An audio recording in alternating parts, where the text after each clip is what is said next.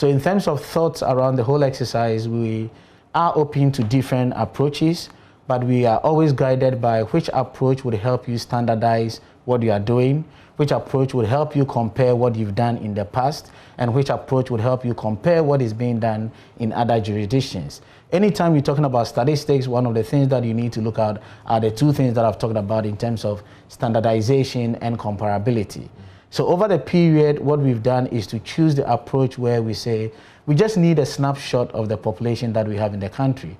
As you alluded to, one can say that let's start counting the number of people that we have in our respective households. But the question is, what is the definition of a household to start with? And if you are counting, what would be the basis of saying, I'm including person A or I'm excluding person B?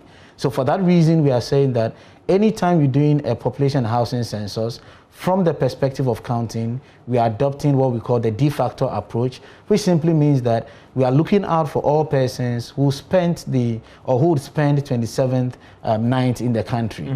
That is one approach for counting the population. And that is what enables us to compare it with what we've done in the past and also what is happening in other jurisdictions.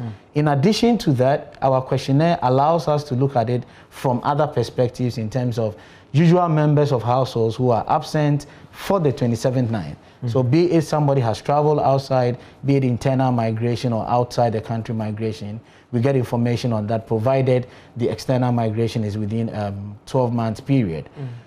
Given that this is our first digital census, and when we say that what drives it is the use of tablets in the data collection, it gives us an opportunity to really identify people based on the dates that we automatically capture as a result of the exercise. So once we finish the data collection, we are able to know that when did the data trickle in because of the tablet that we are using, whether the area that we demarcated for the person, the enumerator, whether indeed the enumerator worked within that area. So these are the technologies that we are putting in place to ensure that we don't leave anyone behind, for which reason we do listing of structures ahead of the counting exercise, and more importantly, we avoid duplicates.